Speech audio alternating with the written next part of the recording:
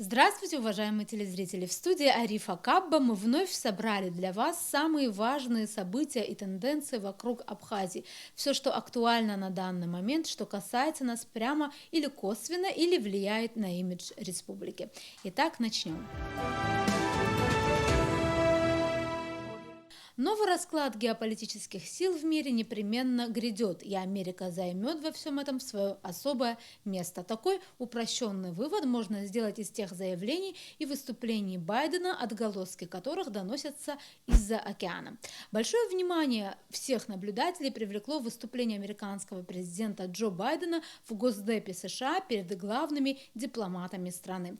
В своем выступлении он бесчисленное количество раз употребил слово «демократия» и «демократически».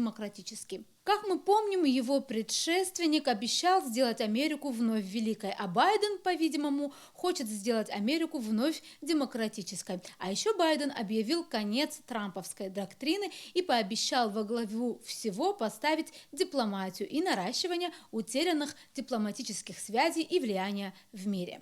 Цитата: «С дипломатией во главе, с ее помощью мы должны также работать с противниками и конкурентами там, где нам выгодно. Поэтому мы быстро приступили к восстановлению американского лидерства и участия в мировых делах», заявил Джо Байден. Сразу же после вступления в должность Байден подписал указ о возвращении США в Международное соглашение по климату и Всемирную организацию здравоохранения. На очереди иранская ядерная сделка и Совет по правам человека ООН. В Госдепе уже довольно оперативно реагируют на все резонансные международные события. Не обошли своим вниманием суд над Навальным, а также военный переворот в Мьянме. В Вашингтоне дают понять, что Америка вновь очень активно возвращает себе роль одного из мировых лидеров, но при этом, и Байден это подчеркнул в своем заявлении, для начала нужно навести порядок внутри страны и укрепить демократию. Первоочередная задача, подчеркнул президент, восстановления американской демократии. Только наведя порядок в стране, можно браться за внешнюю политику, ведь, цитата, «возможность США быть двигателем прогресса в мире происходит из дома». Хотя многие наши ценности не один год подвергались сомнению, а в последние недели это довели до крайности, американский народ стал лишь сильнее, решительнее. Мы теперь куда лучше подготовлены к борьбе за демократию, потому что отвоевали ее для самих себя, подчеркнул Байден. В своей речи Байден также заявил, что главной опорой будут союзники, и сразу же обозначил тех, кому будут активно противостоять. Цитата: «Мы будем противостоять экономическим злодействам Китая, его агрессии, вредительству, нарушению прав человека, краже интеллектуальной собственности и глобального управления», заявил глава Белого дома. Что касается российско-американских отношений, известно, что на 6-й день президентства Байдена состоялся телефонный разговор между Владимиром Путиным и им. Подробности их разговора хорошо известны. В целом Байден говорил, что, дескать, времена, когда Америка попустительствует российской агрессии, прошли. И тут же после телефонного разговора стороны на 5 лет продлили договор СНВ и подчеркнули важность стратегической стабильности. По наблюдениям экспертов, новый президент США не так ограничен по российскому вопросу, как его предшественник Трамп, но это не означает, что он начнет налаживать отношения, считает глава Российского совета по международным делам Андрей Картунов, который заявил это в беседе с корреспондентами агентства «Спутник». Цитата: «Все, что он говорил на протяжении последних месяцев, подразумевает жесткость, однако есть точки соприкосновения. Думаю, Байден какое-то время де-факто продолжит выполнять условия договора о ракетах средней и меньшей дальности. Откроются возможности взаимодействия на Ближнем Востоке, особенно если Байден возьмет курс на возвращение США в многостороннее соглашение по Ирану. Продолжится сотрудничество по арктическому региону по экологической повестке», заявил Картунов. Конечно, новые дипломатические посылы через Атлантику особенно беспокоят Тбилиси. Там очень серьезно отслеживают повестку дня и следят, как же будут меняться или развиваться российско-американские отношения. Особенно тщательно они следят за тем, сколько раз в речах и телефонных разговорах между руководством двух держав упоминается слово «Грузия». Многих за Ингуром очень расстроил тот факт, что в разговоре двух президентов прозвучало слово «Украина», но о Грузии никто не вспомнил. По мнению политолога Георгия Рухадзе из Центра стратегического анализа, сегодня вопрос Грузии в международной повестке дня вторичен. Цитата: «Любой лидер, который говорит о России или с Россией наряду с Украиной, естественно, должен думать и о Грузии, и об оккупированных Россией территориях. Сразу же должен возникать образ Грузии», уверен Рухадзе, и продолжает: «Это было бы хорошим итогом работы грузинского правительства. Но реальность иная. Мы увидели, что в ходе разговора Байдена и Путина Украину обсудили, а о Грузии даже не вспомнили. Зато все же о Грузии вспомнили в телефонном разговоре госсекретарь США Энтони Блинкен и министр иностранных дел России Сергей Лавров. С воодушевлением отмечали многие в Тбилиси. Грузия вновь в повестке дня российско-американских отношений. Радовались в Тбилиси одни. По мнению ряда других аналитиков, то, что в разговоре госсекретаря Блинкена с министром Лавровым вопрос Грузии все же был поднят, говорит не столько об успехе грузинской дипломатии, сколько о хорошей памяти самого Энтони Блинкена и в целом более жесткой позиции нового президента США по отношению к России. Тем не менее, в Грузии с приходом к власти нового руководства США определенно связывают ряд надежд, в том числе главное из них перечислил посол Грузии в Америке Бакрадзе. Среди них и сотрудничество в области обороны, а также надежды Грузии на то, что для США они представляют собой главный стратегический плацдарм на Южном Кавказе. О том, как возможно изменится соотношение сил в мире, как это повлияет на Кавказский регион в целом и что может измениться для Абхазии в частности, мы хотим поговорить с кандидатом юридических наук, государствоведом Ираклием Бженавом. Здравствуйте, Ираклий Валерьевич. Добрый день. Сегодня нам хотелось бы поговорить о том, как меняется, возможно, или изменится в будущем геополитическая ситуация в мире в связи с приходом новой власти в Соединенных Штатах Америки. И хотелось бы узнать, как вам кажется, может это повлиять на ситуацию на Кавказе, в Кавказском регионе, в частности, на Южном Кавказе? Вообще, демократы и республиканцы, на мой взгляд, имея определенные отличия в концептуальных подходах к внутренней политике США, очень похожи, на мой, возможно, субъективный взгляд, политики внешней. И если внутри Америки республиканцы кажутся более консервативными, а демократы более либеральными, способствующимися к изменчивым условиям существования как США, так и мира в целом, то вот республиканцы кажутся более консервативными, придерживающиеся более консервативных условий. Но во внешней политике эта разница не такая четкая, она минимальна. И наоборот, мне кажется, демократы выглядят более категорично, нежели республиканцы. Хотя по логике вещей, наверное, можно было бы ожидать, чтобы это было наоборот. Что это означает для нас, что это может означать для Абхазии? Я должен сразу оговориться, что я не являюсь политологом, то есть представителем науки о закономерностях, особенностях функционирования политики, политических отношений, политических систем и так далее. Поэтому сфера политического прогнозирования, наверное, это не мой конек. Но, тем не менее, у меня свое видение по этому поводу есть. Я являюсь специалистом в области государственного строительства, как бы имею некоторые познания, которые позволяют мне оценить имеющиеся, проанализировать имеющиеся ощущения в сфере внешней политики, уровень суверенитета, что нужно для признания и так далее. И вот мне кажется, что значимость этого интервью, извините, не интервью, а телефонного разговора, не нужно как и недооценивать, так и переоценивать тоже. Существенных и глобальных изменений в связи с этим телефонным разговором или в связи со сменой власти в Соединенных Штатах Америки, я предполагаю, что для Абхазии не будет. Какие выводы нам делать? Тем не менее, госсекретарь озвучил предполагаемую агрессию в отношении Грузии. Я просто предположу, что речь шла о пятидневной войне в 2008 году в Южной Осетии. Нет оснований ни у госсекретаря, ни у другого чиновника Соединенных Штатов Америки менять России агрессию в отношении Грузии, если речь идет о войне, которая шла между Абхазией и Грузией в 1992-1993 году.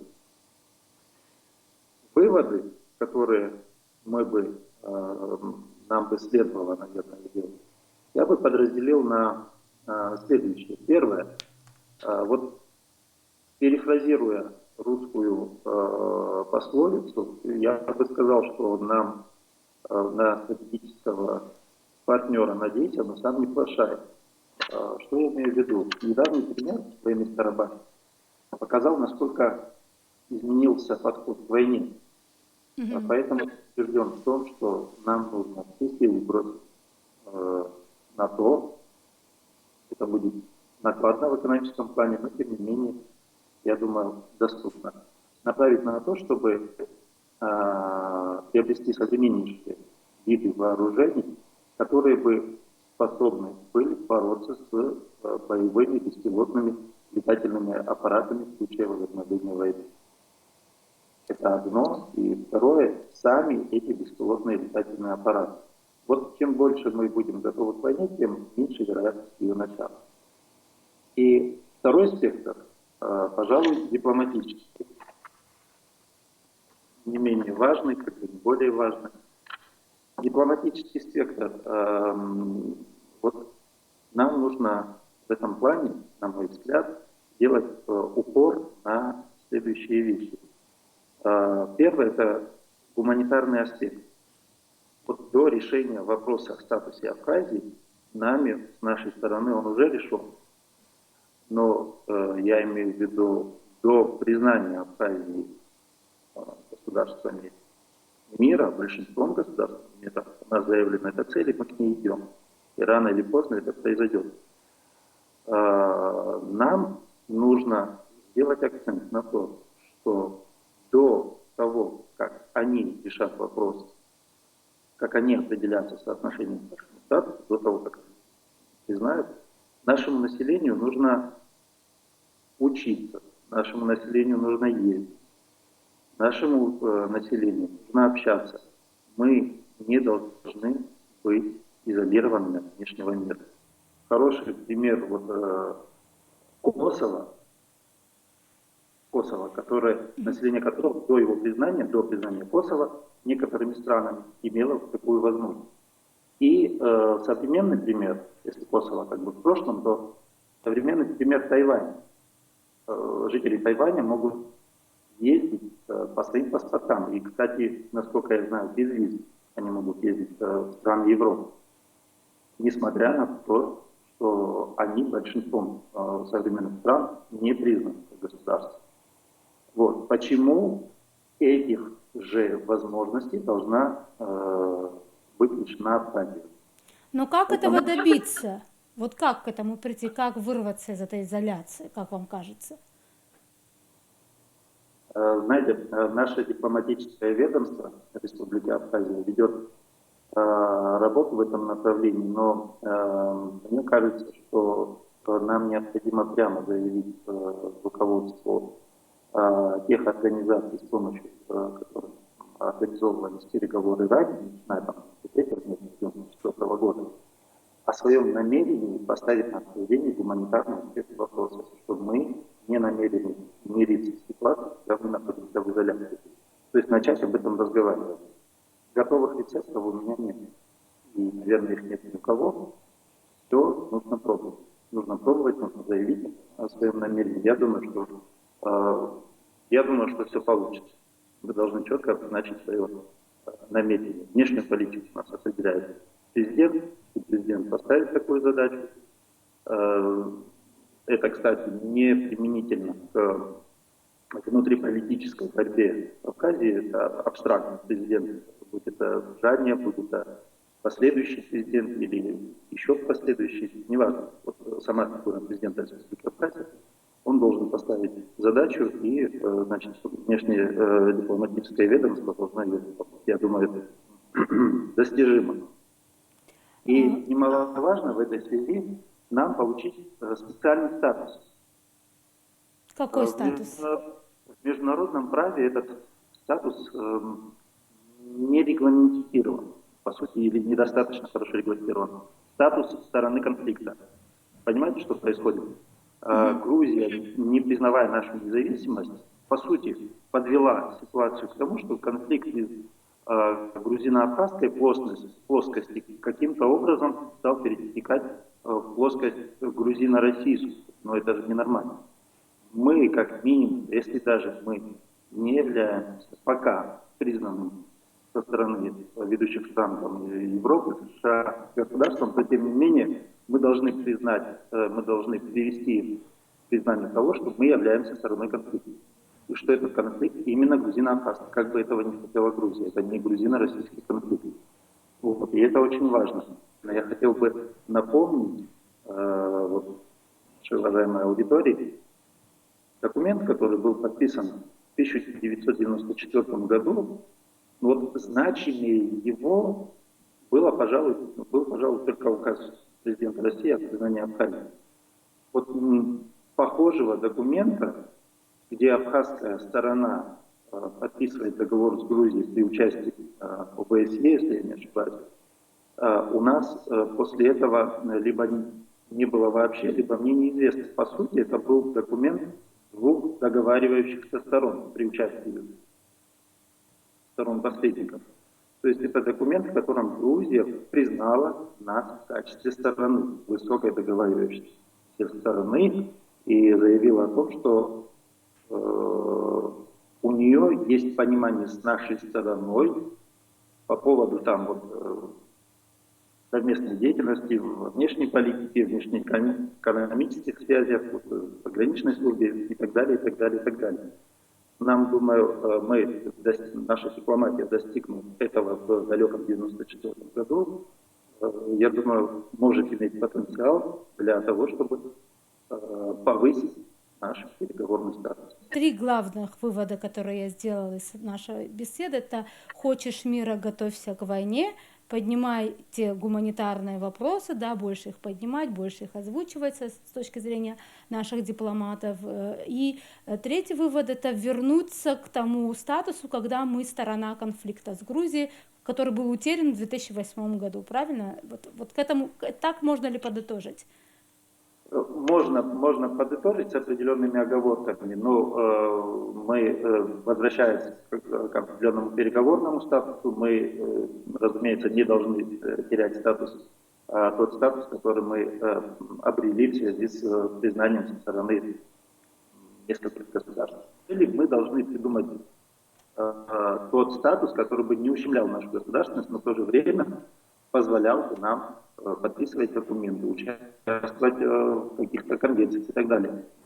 Помним, Организация освобождения Палестины, она была представлена в ООН, ей был представлен специальный статус, несмотря на то, что Палестина не была признана как государство. Вот просто существует резолюция о том, чтобы вот на территории Палестины была создана 2 государства, еврейское и палестинское, но не более того, до дипломатического признания независимости Палестины речь не дошла. Но тем не менее у нее есть специальный орган в ООН, есть орган, который полномочен подписывать документы. Я убежден, что такая возможность должна быть у Абхазии. Ираклий Валерьевич, большое вам спасибо за ваши интересные комментарии. Российская вакцина от коронавируса «Спутник Ви», кажется, победным шагом прошагала по Европе. Ведущие средства массовой информации Старого Света выпустили ряд публикаций, которые хором восхваляют «Спутник Ви» и пророчат ему роль главной панацеи от COVID-19.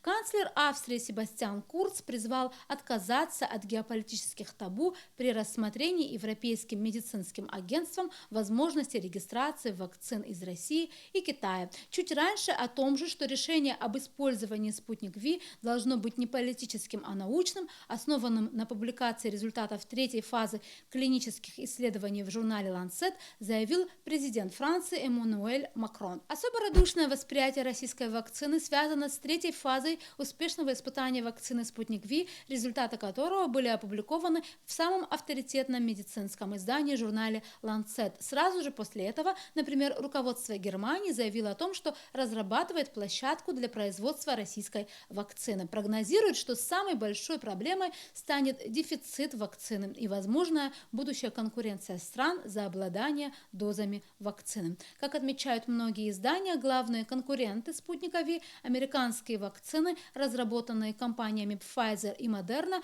во-первых, очень высокой стоимости, а во-вторых, логистика их транспортировки достаточно сложная. Что касается поставок вакцины «Спутник Ви» в Абхазию, то по имеющейся информации первые партии поступят в Абхазию в феврале-марте этого года. Это, пожалуй, все новости, на которых мы хотели бы сосредоточить ваше внимание на этой неделе, и мы будем продолжать держать руку на пульсе событий и отслеживать самые важные и интересные события вокруг Абхазии. До новых встреч в эфире.